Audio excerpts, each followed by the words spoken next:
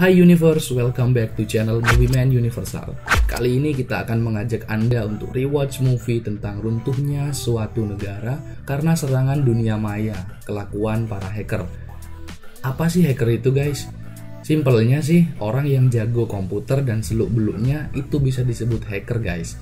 Ingat ya, jago komputer, bukan sekedar bisa, tapi udah tingkat atas gitu. Dan hacker ini terbagi dua guys, black hat hacker yaitu golongan hacker jahat, dan white hat yaitu golongan hacker baik. Film ini memang fiksi guys, tapi semua yang ada di dalam cerita ini adalah 100% ilmiah dan bisa dilakukan di dunia nyata. Kami sendiri sangat merekomendasikan kalian untuk nonton film ini guys, pokoknya keren banget deh, dijamin. Judulnya Die Hard 4 tahun 2007. Oke, biar gak lama-lama, yuk kita langsung menuju filmnya. Tapi sebelum itu, intro dulu.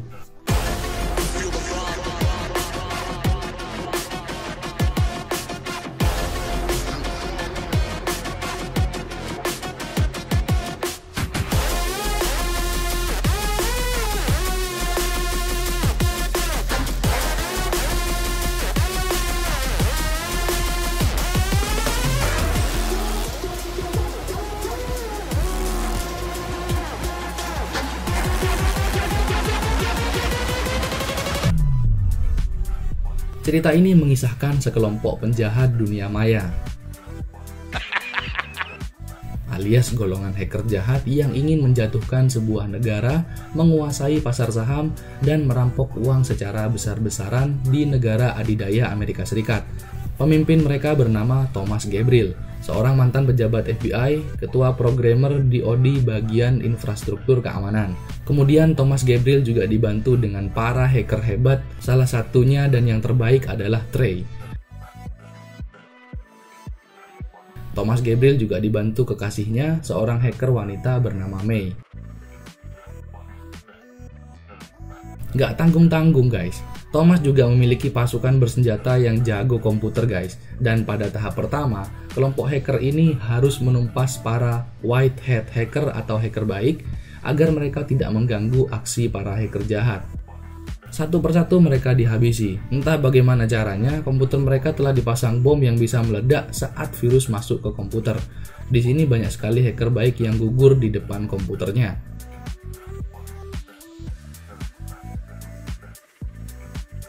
Scene berpindah pada John McClane, seorang detektif polisi senior yang sedang menuju rumahnya.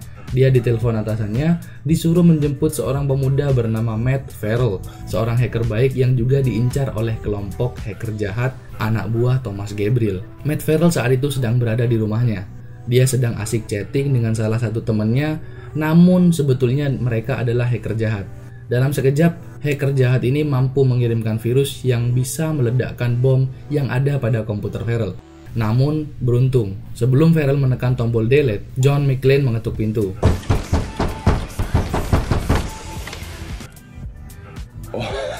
Detective. Karena gagal meledakkan bom, hacker jahat ini hendak menghabisi Farrell secara langsung menggunakan senjata. Namun lagi-lagi mereka gagal karena Farrell dilindungi oleh John McClane. Kemampuan John tidak diragukan lagi guys, namanya juga detektif senior ya kan. Kemudian mereka berhasil lolos dari kejaran hacker jahat. Salah satu dari mereka kemudian melapor pada Thomas bahwa mereka telah gagal. Dengan santainya Thomas mengirimkan helikopter untuk memburu Farrell. Dari sini kita tahu bahwa Farrell merupakan orang hebat dan ancaman besar bagi Thomas, sehingga harus diburu seperti ini. Kelompok hacker jahat ini ternyata sudah meretas ke dalam jaringan lalu lintas guys. Mereka sekarang dapat mengendalikan kamera dan traffic light. Dan dengan bermodalkan jari-jari saja, kecelakaan terjadi di mana-mana. Wah, makin ngeri aja nih hackernya Thomas Gabriel.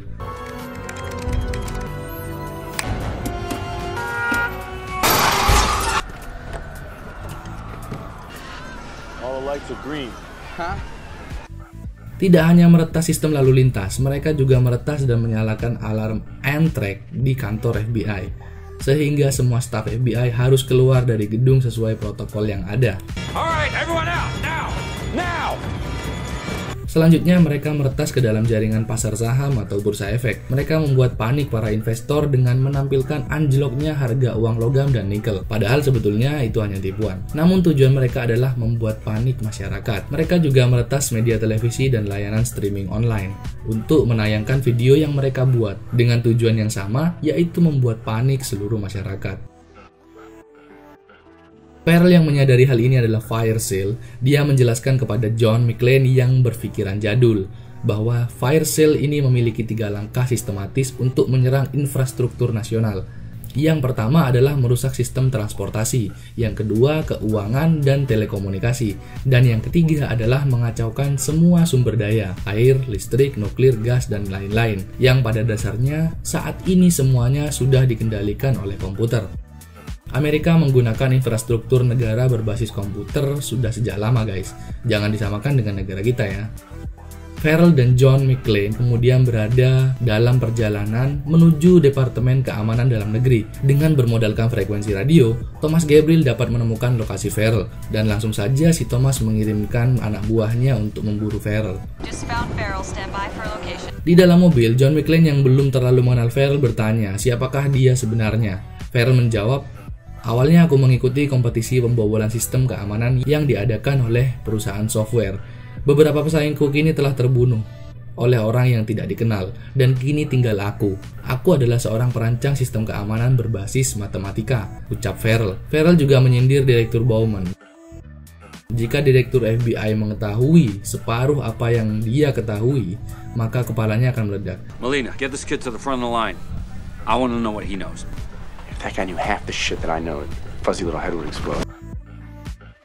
Ini membuktikan bahwa Farrell bukan orang kaleng-kaleng guys. Dia adalah the real hacker. Gak heran kalau Thomas Gabriel berambisi untuk menghabisinya. Kini helikopter Thomas Gabriel telah menemukan lokasi Farrell. Mereka mulai menembaki Farrell dan John. Aksi kejar-kejaran pun tak terelakkan guys. Thomas Gabriel yang telah melacak lokasi radio itu dengan mudah mengarahkan helikopter untuk mengejar Farrell dan John.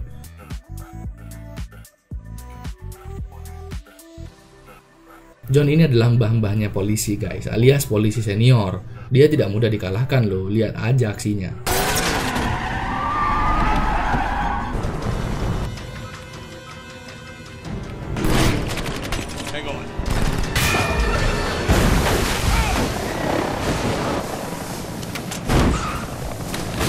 Kemudian mereka melarikan diri ke dalam terowongan. Thomas yang telah menguasai segalanya langsung membuka kedua sisi terowongan dan mematikan lampunya hanya dengan beberapa ketikan jari saja. Benar-benar hacker gila ini orang.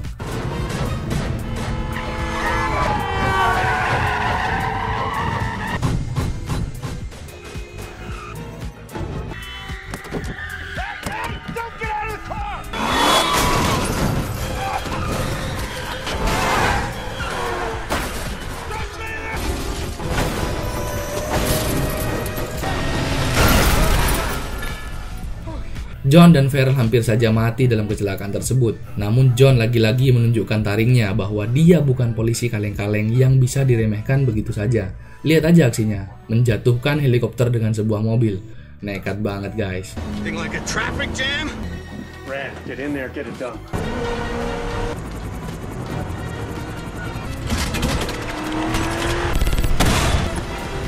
Not a good idea.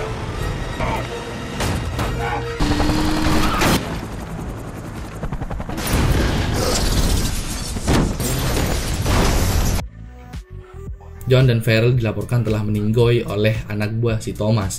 What about Farrell and McClane? L'hélico EHS. Selanjutnya para hacker jahat ini mendatangi wilayah Woodlawn, tempat penyimpanan data-data finansial warga Amerika, mulai dari data-data sensitif bank, Wall Street, dokumen perusahaan yang disimpan pemerintah, dan semuanya yang berkaitan dengan keuangan. Dengan mudah pula mereka melumpuhkan para penjaga di sana. Oh ya, sebenarnya guys, John dan Farrell selamat. Mereka lolos dan sekarang sedang berada di tengah keramaian. Kelompok hacker jahat yang dipimpin Thomas Gabriel telah meretas ke dalam jaringan televisi nasional. Gak cuma satu channel, tapi semua channel guys. Mereka membuat video meledaknya gedung putih Amerika. Semua orang panik, namun ternyata itu hanya tipuan belaka.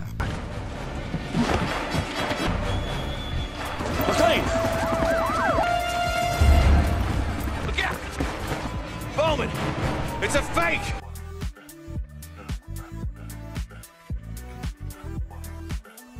Farrell dan John McClane kini berdiskusi serius tentang bagaimana cara menghentikan kelompok hacker jahat ini. Farrell membaca strategi mereka, kemudian mereka berangkat menuju Virginia Barat.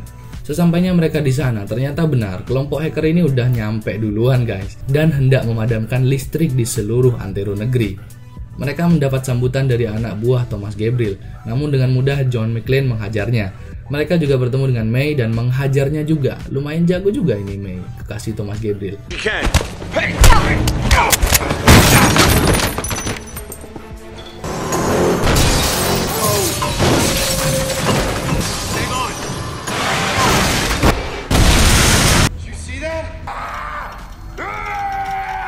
Farrell langsung mengambil alih komputer yang ada di hadapannya.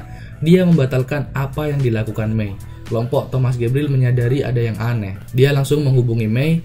Dia kaget, yang mengangkat telepon bukanlah May, melainkan John McClane. Farrell diam-diam men-screenshot wajah Thomas Gabriel dan mengirimkannya pada Direktur Bowman.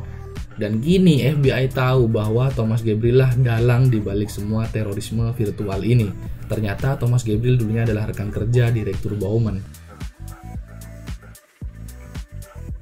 Thomas marah karena May telah tiada.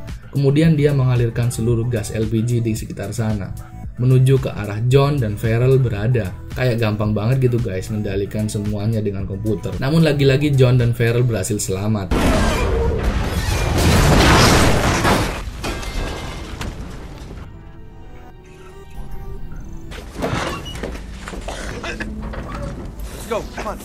Mereka kini menuju ke kediaman Frederick Warlock Kaludis, teman si Farrell. Dan dia nggak kalah jago dengan Farrell guys. Di saat semua rumah mati lampu, rumah si gendut ini tetap nyala guys. Setibanya di sana, Frederick tidak terima. Dia tidak mau kedatangan tamu apalagi seorang polisi. Saat Frederick menyuruh mereka pergi, John McClane mengancam akan mengempeskan perutnya. Yeah, big boy. That's my house. You gotta tell me what I want to know, or I'm gonna beat you to death in your own house. Akhirnya si gendut ini mau membantu mereka. Frederick menjelaskan semua yang dia ketahui tentang semua ini. Namun aksinya itu ketahuan oleh kelompok hacker jahat Thomas Gabriel. Trey dalam hitungan detik dapat meretas webcam milik Frederick dan melihat siapa saja yang ada di sana. Mereka pun saling ngobrol. Thomas Gabriel dan John McClane beradu mulut, sementara si Frederick dan Farrell melacak posisi Thomas Gabriel dari panggilan video tersebut. Tidak semudah itu Ferguson, itu adalah seorang hacker. Namun Frederick terus berusaha guys. Thomas Gabriel menunjukkan visual Lucy, putri dari John McClane yang saat itu sedang terjebak di dalam lift. Thomas Gabriel menyamar sebagai petugas layanan darurat untuk menyelamatkan Lucy, padahal sebetulnya dia bertujuan untuk menyandera Lucy. Dan akhirnya Frederick menemukan lokasi mereka dan memberitahu John, kelompok hacker jahat ini sedang berada di Woodlawn. John dan Farrell langsung menuju ke sana. Mengingat misi ini hampir selesai dan semua hacker tidak lagi dibutuhkan, Thomas Gabriel menembak semua hacker yang selama ini membantunya kecuali Trey. Mungkin si Gabriel berpikir kalau para hacker ini akan minta bayaran yang banyak gitu.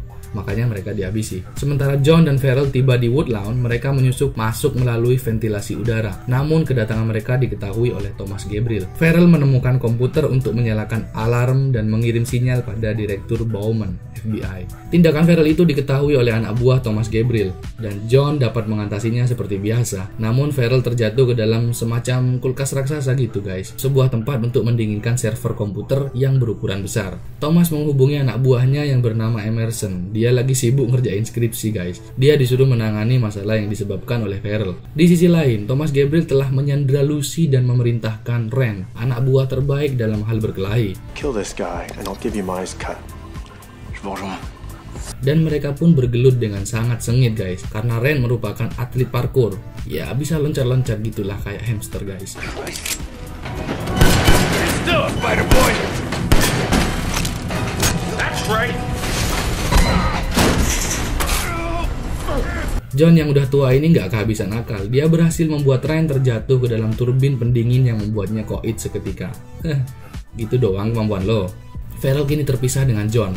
Dia mencari jalan keluar sendiri, namun coba tebak apa yang dia temui. ruangan utama tempat Emerson mengerjakan skripsi tadi guys. Pintu itu terkunci, namun Farrell dapat membobolnya dengan mudah dengan algoritma buatannya, sehingga dia bisa mengambil alih pekerjaan Emerson dan mengunci laptopnya dengan kode-kode rumit. Dia langsung dibawa menuju tempat Thomas Gabriel. Saat Thomas mengetahui laptopnya terkunci oleh kode-kode Farrell, dia memerintahkan Trey untuk membobol kode tersebut. Namun Trey juga nggak yakin bisa membobolnya atau tidak.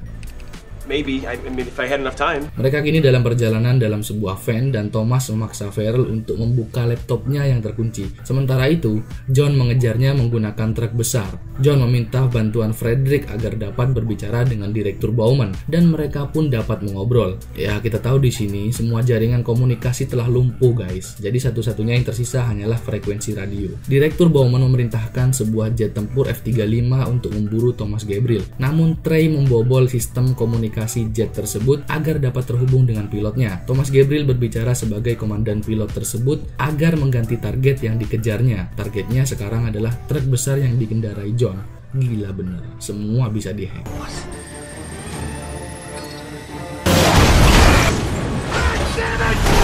Lagi-lagi guys, John bukanlah orang yang mudah mati. Bermodalkan sebuah truk, dia bisa menjatuhkan pesawat jet tempur F-35. Lihat aja aksi John McClane ini.